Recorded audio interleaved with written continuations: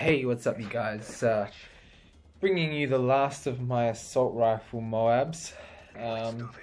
As you can see, that last assault rifle is the Type 95 today. And I'm just going to move this paper off my desk. Um, this will be rounding up my assault rifle MOABs. And then tomorrow I might move on and finish up the SMGs. The last SMG I've got is the UMP. So I might upload that for you guys tomorrow, put a commentary to it and chuck it up. But yeah, look, some information has come out today and I want to talk about that. It's just in the news recently. Black Ops 2 looks like it might be coming to Wii U after all, which is awesome. Yeah, so it's a bit funny because in my E3 sort of breakdown, my opinion on E3, Nintendo's E3 that is, I did mention that I was, a bit sort of down and out, and I sort of thought, Wii U's pretty lame, and I guess it is still pretty lame. But if if Black Ops 2 is there for launch, then I don't give a damn how lame it is. As long as as long as Black Ops 2's there, I'm gonna buy it. Of course, so long as it's got Wii MOAB pointer support, not just gamepad support, because I think while the gamepad might be a bit better for, say, people with the map or something, but I can't really tell if it'd be better with a gamepad, because with a gamepad you've got to look down at the screen, so you might have a map there, or you might be able to call in kill streaks or something, but it's not all that much better. I'd still rather use a Wiimote. Put it this way, the advantages that I get from being able to use a Wiimote far outweigh the advantages I get from having a map on the screen, if there is any advantage to having that anyway. That guy there, he just sort of ran right past me, I didn't even see him. So yeah, look, I mean, if Black Ops 2 is there, then my whole stance on Wii U changes. Up until now, it's been like, oh, Wii U looks pretty crap. So I'm not really interested in it. There's not really any titles that I want from it. Pikmin 3 is okay, but it's not a system seller. But if Black Ops 2 is there, then hell yeah, I'm first day purchase for me. So I hope it's there. We'll see what happens, I guess. I got a theory as to why it wasn't unveiled at E3, and I think it could be because of one of two reasons. The first one is that I know that Microsoft has an exclusive contract or something with Activision, where basically they get to show off the new Call of Duty first, and maybe that's interfering with Nintendo being able to unveil it at their conference. I don't know,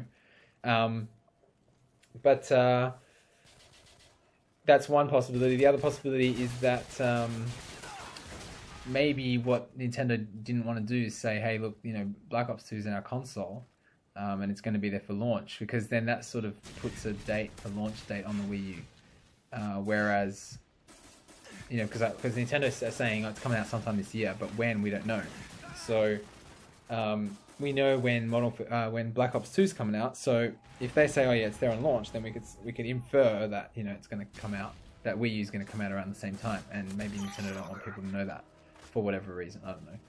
I don't even know why they haven't told us the price or date yet. Maybe they don't know themselves when it's coming out, but it could be that reason. So yeah, that's one possibility, I guess. What else did I want to talk today about?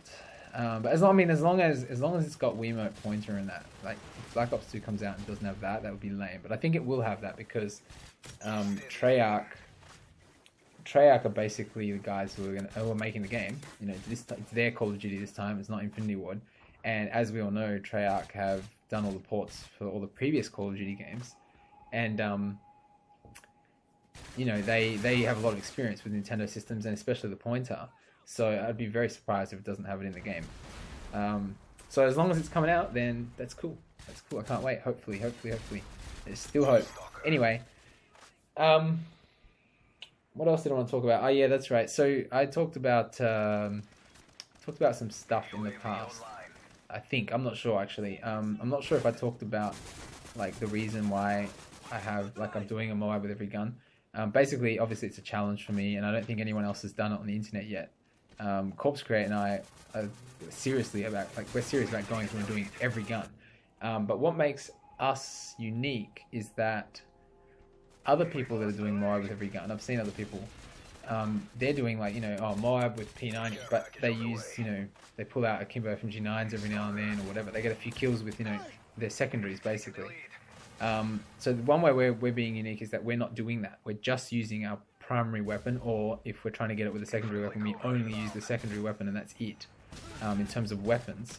But of course we still do use our equipment, so throwing knives, claymores and stuff are okay, and also environment kills, but I think everyone can do that. I think that's quite fair. But no secondaries when we're trying to get m.o.a.b with primary, and no primary when we're trying to get m.o.a.b with secondary. That's really the main rule. The only place where Corpse Create differs from me is that he's doing m.o.a.b with every gun with no aim assist. Now that's, I don't know, that's mainly a thing with snipers actually, because you don't really use aim assist when you're trying to get m.o.a.b with, you know, assault rifle and stuff. It helps a little bit, but it's not like, you know, it's not something that would change. It's not something that, you know, you wouldn't get m.o.a.b if you didn't have it on. As far as I'm concerned, I could do the same thing. I'm just not. I just prefer to have the aim assist turned on. I don't care. So I mean, that's really the only differentiating factor between his m.o.a.b with every gun series and mine. But it's also just a personal challenge. Like, we just want to do it because it's hard. Especially some of the guns, like Model was really hard. For me, AK-47 was hard, but I've actually done it again since then. It wasn't that difficult. I think I was just really unlucky when I tried it. Dragunov's going to be really hard. I haven't done that yet. The pistols are all pretty tough, especially Desert Eagles and MP412. MP412 is tough. Yeah, there's been a couple of tough ones. So I like the challenge. You know, it's fun. It's good to do, and yeah, it's awesome. So one more thing I think I'll chat about a little bit. Actually, I've got a few things I want to talk about, but I'll try and cover this one. So recently I've been experimenting a bit with this thing called, well, I don't really know what it's called, but it's basically this thing where it actually makes your videos 60 frames per second. So Wii gameplay footage is 30 frames per second, but it's actually like this thing makes you 60, and you're thinking, well, hang on a second, haven't you already done that? You know, your video looks 60 already. Well, the video looks 60, but it's not actually 60 frames per second. It's still 30 frames per second. But it's got like motion blur to make it look 60. This thing that I've been experimenting with recently actually makes your gameplay 60 frames per second. And how does it do that? Well, it basically does it in the same way that, you know, all those like new TVs and stuff have, like you get, you know, a new Samsung TV or whatever, and they've got this option in the settings called Motion Plus. Sounds a bit like the Wii Motion Plus. But anyway, yeah, there's this thing called like Motion Plus and whatever, and basically what it does is it like smoothens out like movies and stuff, and it makes them look like real life, you know.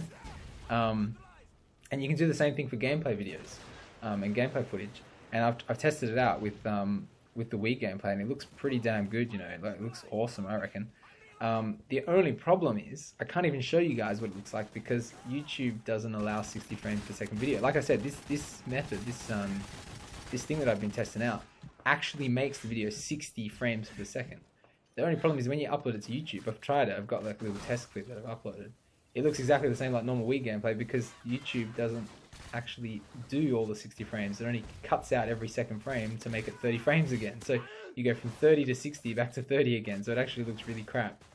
But yeah, if YouTube ever actually make it so that you can put up 60 frames per second video, that's the first thing I'm doing. I'll upload that that clip, or I'll show you guys that clip. It looks awesome. It looks really good. Unfortunately, there's just no way. Oh, my cat just came in and is just whinging at me. Hold on, go away. Come on. Anyway, so yeah, it looks really cool. It's got a bit of artifacting. Okay, whenever you do this kind of stuff to video, you put motion blur in, or you know, double the frame rate, whatever. You always get some sort of like what's it called? They call it artifacting in the video world. But yeah, you get some like, you know, distortion and stuff. It's not too bad, but you know, you'll notice it even when you see it on those TVs. Like when you enable that Motion Plus feature, you get like strobing or something. It's not strobing. It's like some blurring along edges and stuff, and you get that here as well. But it's not that bad. Personally, I really like it. But anyway, so that basically concludes the commentary for today. Thanks a lot for watching.